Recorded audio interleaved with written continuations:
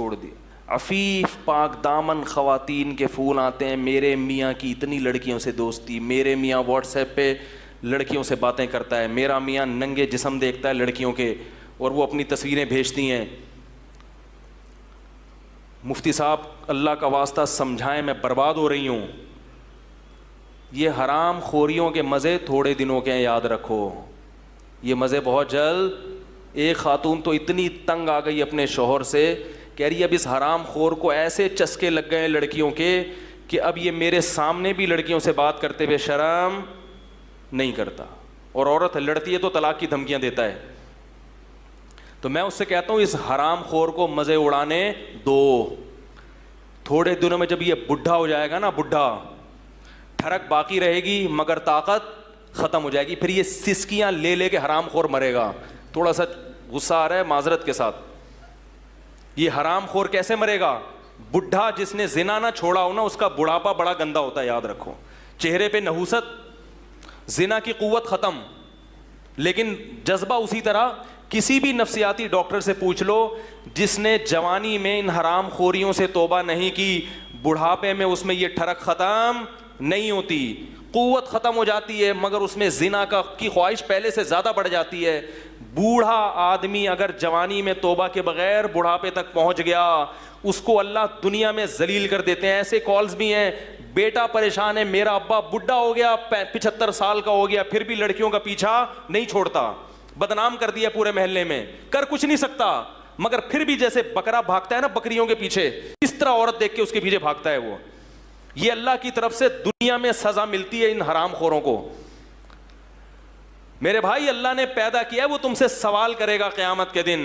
قل للمؤمنین یغضوا من ابصارہم, اللہ نے تمہارے لیے تمہاری بیوی کو حلال کیا ہے, اس کے علاوہ کوئی عورت تمہارے لیے حلال, بولو بھائی, نہیں ہے.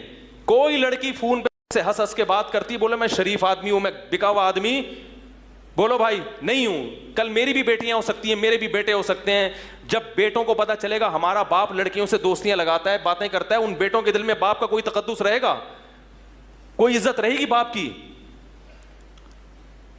جس شخص نے اپنی خواہشات پہ کنٹرول نہیں کیا, یاد رکھو, وہ نہ دین کا نہ دنیا کا. اللہ نے نکاح کا راستہ دیا ہے, نکاح کا. لوگ مجھے فیس بک پہ تانے دیتے ہیں کہ مولوی جو ہے نا, ایسے ایسے تانے کہ یہ ہر وقت نکاح کی بات کرتا ہے اور یہ عورتوں کی بات کرتا ہے.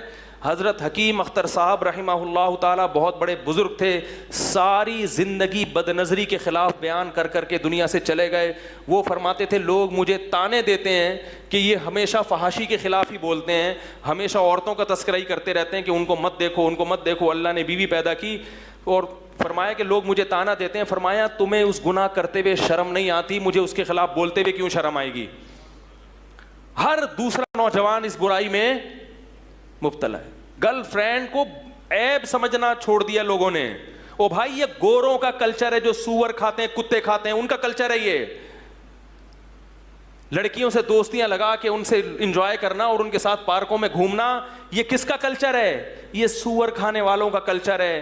یہ اس قوم کا کلچر ہے جو اللہ اس کے رسول کو نہیں مانتے. یہ اس قوم کا کلچر ہے جو بوڑھے والدین کو اولڈ ہاؤس میں جمع کرا دیتے ہیں. یہ اس قوم کا کلچر ہے جو بلوغت سے لے کے 50 سال کی عمر تک سینکڑوں ہزاروں بار زنا کرتے ہیں, مگر گھر بسا کر اولاد پیدا کرنے کے لیے تیار نہیں ہوتے. وہ انسانوں کی نسل بڑھانے کے لیے تیار نہیں ہے. جو اس کام کے لیے تیار نہ ہو کہ انسانوں کی گروتھ ہو, اس سے آپ کیا خیر کی توقع رکھو گے؟ انہوں نے حرام خواہشات پوری کرنے کے لیے مرد اور عورت کا فرق ختم کر دیا ہے. اس قوم کے پیچھے بھاگ رہے ہو, اس کلچر کو فالو کر رہے ہو. کل تمہاری بیٹیاں بھی جوان ہوں گی, لیکن افسوس ایسا ہوتا ہے کہ اتنے لبرل ہو گئے کہ اگر بیٹیاں بھی یہ حرکتیں شروع کر دے تو بھی ان کو غم نہیں ہوتا. یہاں تک معاملہ پہنچ گیا ہے. تو میرے بھائی, اسلام بے حیائی کو پسند, ان اللہ لا یامر بالفحشاء, اے نبی ان سے کہہ دیجئے کہ اللہ کبھی بھی بے حیائی کی اجازت نہیں دیتا. تو میرے بھائی, اپنی جان پہ ترس کھاؤ, ان حرام کاریوں سے توبہ کر لو. لڑکیوں سے دوستیاں بولو نا بھائی, مت لگاؤ.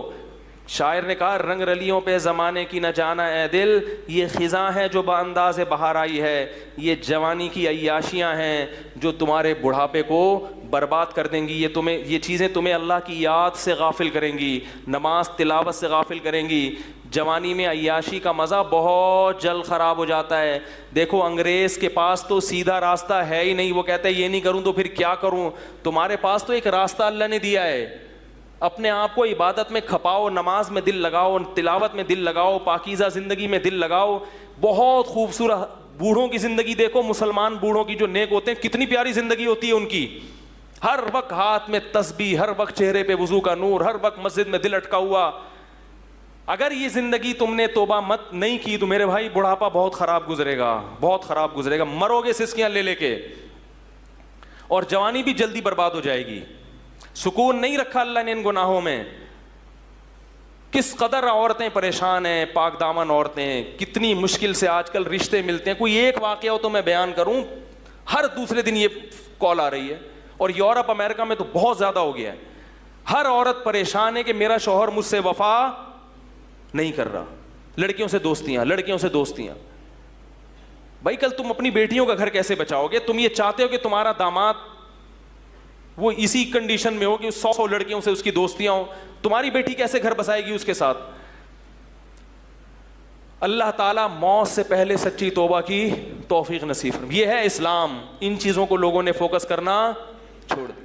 بس کچھ رسومات ہیں, حلیم کی دیگ پکا لو, گھوٹے لگا لو, یہ کھا لو, ربیع الاول پہ حلوے مانڈے کر لو, تھوڑا سا جلسہ لگا لو, اسپیکر بھونپو لگا دو لوگوں کے گھروں میں, اور وہ ان کی سیرت پہ بیان کر لو, فلاں کی سیرت پہ بیان کر لو, اس کی یہ کر لو تھوڑا سا, پھر قوالیاں کر کے تھوڑا سا. میں وہ جاتا تھا اس میں ایکسپریس ٹی وی میں نا ریکارڈنگ کے لیے, تو میں قرآن کی ریکارڈنگ کرتا تھا تفسیر کی. ایک دن میں ذرا جلدی پہنچ گیا, تو جہاں میں ریکارڈنگ کر رہا تھا وہاں قوالی چل رہی تھی. تو جو لوگ میرے درس میں ٹوپی پہن کے بیٹھتے تھے نا بڑی تمیز سے, وہ ناچ رہے تھے. میں عجیب ہے نا, میں نے کہا بھائی یہ کیا؟ تو وہ قوالی چل رہی, ڈیشن ڈیشن ناچ رہے ہیں. جیسے ہی ان کا ٹائم ختم ہوا وہ سب ٹوپیاں پہن کے میرے سامنے بیٹھ گئے. میں نے کہا یہ کیا ہو رہا ہے بھائی؟ تو بی بی تمیزہ کا وضو ہے. بی بی تمیزہ کو وضو کرنا نہیں آتا تھا. ایک امام صاحب نے ان کو وضو کا طریقہ سکھایا اور کہا کہ نماز پڑھا کرو. اس نے کہا نماز کیسے پڑھوں, وضو نہیں آتا. اس نے وضو کرایا, انہوں نے کہا اب نماز پڑھو. نماز شروع کر دی اس نے. وہ چلے گئے 10-15 سال.